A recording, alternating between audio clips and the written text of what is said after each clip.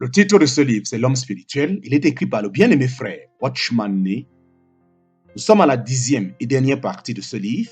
Nous sommes aussi à la 10e et grande partie de ce livre. Chapitre 4, la 10e et dernière partie de ce livre. Chapitre 4, petit 6. Chapitre 4, petit 6. Nous vivons au temps de la grâce. Dieu est plein de grâce.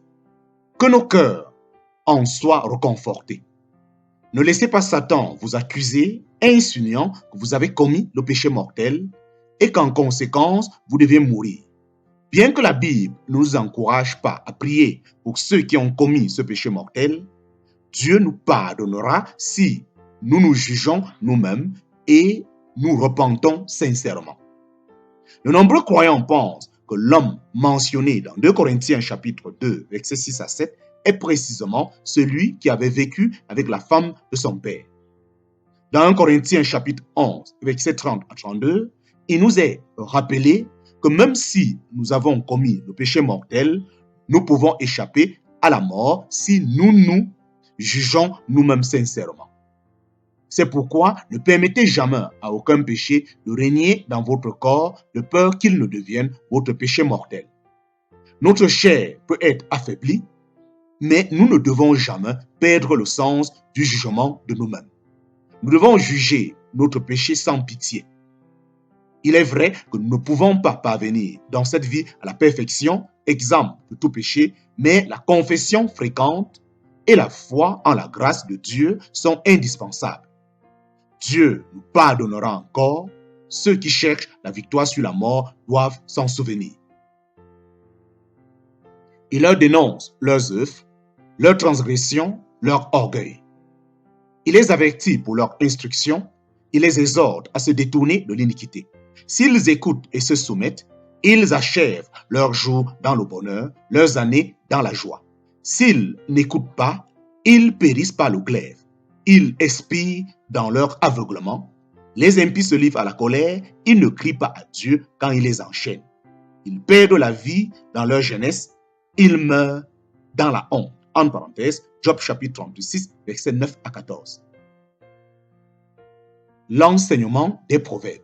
L'enseignement des proverbes. Mon fils, n'oublie pas mes enseignements et que ton cœur garde mes préceptes, car elles prolongeront les jours et les années de ta vie et ils augmenteront ta paix. En parenthèse, Proverbe chapitre 3, versets 1 à 2. Ce sera la santé pour tes muscles et un rafraîchissement pour tes os. En parenthèse, Proverbe chapitre 3, verset 8. Que ton cœur retienne mes paroles, observe mes préceptes et tu vivras. En parenthèse, Proverbe chapitre 4, verset 4. Écoute mon fils et reçois mes paroles et les années de ta vie se multiplieront. En parenthèse, Proverbe chapitre 4, verset 10. Retiens l'instruction, ne t'en dessaisis pas, garde-la car elle est ta vie. En parenthèse, Proverbe chapitre 4, verset 13.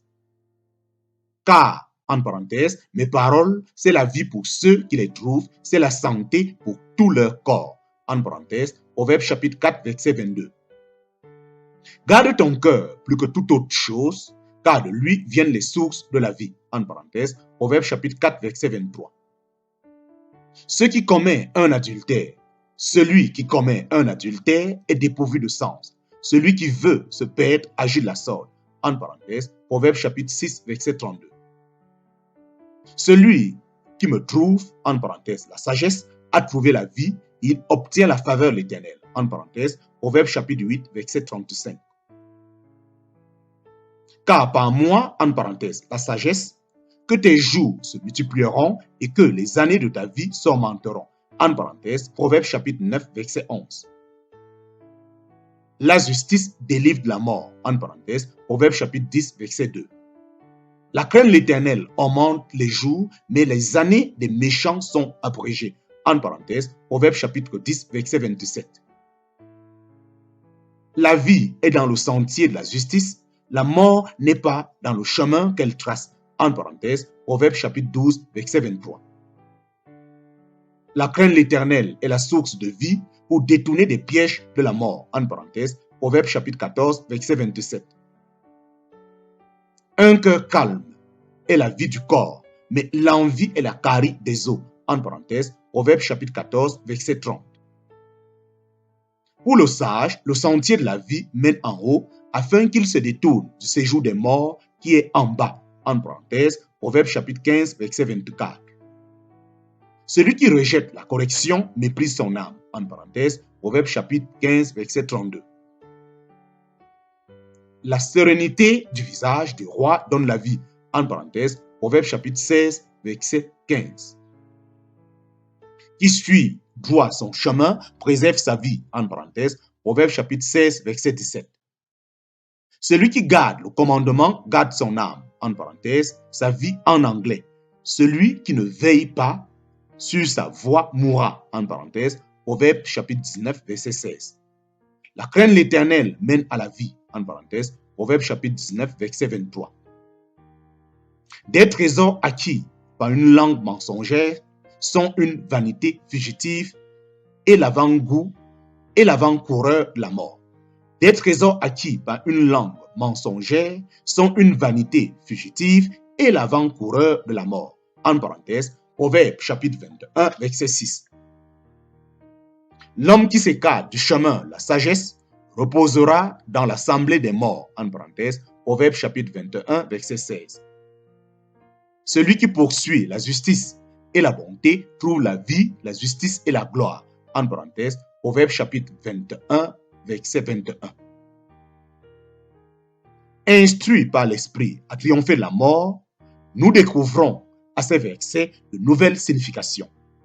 Nous sommes habitués à ne voir dans la vie qu'un article de terminologie. Mais une fois éclairés, nous commençons à réaliser que notre vie physique sera prolongée si nous remplissons les conditions divines et inversement que notre vie se flétrira graduellement si nous désobéissons à de tels commandements. Par exemple, Dieu nous adresse cette exhortation: honore ton père et ta mère afin que tu sois heureux et vives longtemps sur la terre. En parenthèse, Éphésiens chapitre 6, versets 2 à 3. Par notre désobéissance à cette injonction, nos années sur la terre seront écourtées par le péché. Dieu veut nous voir prendre garde à ses paroles, posséder la sagesse, rechercher la justice et garder notre cœur afin de ne pas perdre notre vie. Si nous voulons la vie, nous devons apprendre à obéir. Si nous voulons la vie, nous devions apprendre à obéir. Les puissances du siècle à venir. Les puissances du siècle à venir. Il nous est dit que dans le futur royaume, le Seigneur Jésus sera le soleil de la justice et que la guérison sera sous ses ailes. En parenthèse, Malachie chapitre 4, verset 2. Et aucun habitant ne dira « Je suis malade » en parenthèse, Ésaïe chapitre 33, verset 24. À ce moment-là, nous les croyants, nous jouirons de ce que prédit l'Écriture. Lorsque ce corps corruptible aura revêtu l'incorruptibilité et que ce corps mortel aura revêtu l'immortalité, alors s'accomplira la parole qui est écrite. La mort a été engloutie dans la victoire. En parenthèse, 1 Corinthiens chapitre 15, verset 54. Pour les chrétiens, la caractéristique de la dispensation du royaume, c'est qu'il n'y aura plus ni faiblesse, ni maladie, ni mort, parce que nos corps auront été achevés et Satan écrasé sous nos pieds. Nous sommes aussi renseignés par les Écritures que nous pouvons avoir déjà maintenant un avant-goût des puissances du siècle à venir. En parenthèse, Hébreux chapitre 6, verset 5. Bien que nos corps attendent encore leur rédemption, nous pouvons aujourd'hui, par la foi, toucher du doigt le caractère bénéfique de ces puissances par la protection qu'elles nous assurent. Par la protection qu'elles nous assurent contre la faiblesse, la maladie et la mort. C'est là une expérience très profonde, mais si le chrétien satisfait aux exigences de Dieu et se confie pleinement en sa parole, cette grande bénédiction ne lui sera pas refusée. La foi est en dehors du temps. Elle peut recevoir dans le présent le profit de ce que Dieu a fait pour nous dans le passé et prétendre dans le présent aux bienfaits que Dieu nous a préparés pour l'avenir. Voici comment l'apôtre décrit le changement qui doit se produire dans nos corps.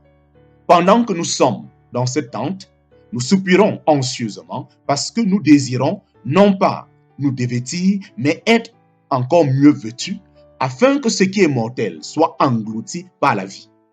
Et celui qui nous a préparés justement pour cela, c'est Dieu qui nous a donné la garantie de l'Esprit. En parenthèse, 2 Corinthiens chapitre 5, verset 4. Le mot garantie, ici, ou a, version Louis II, en parenthèse, éveille l'idée du salut intégral qui est encore à venir. Le Saint-Esprit en nous est la garantie de Dieu que ce qui est mortel est englouti par la vie. Bien que nous n'ayons pas encore cette expérience au complet, nous l'avons partiellement car nous possédons l'Esprit à titre d'acompte.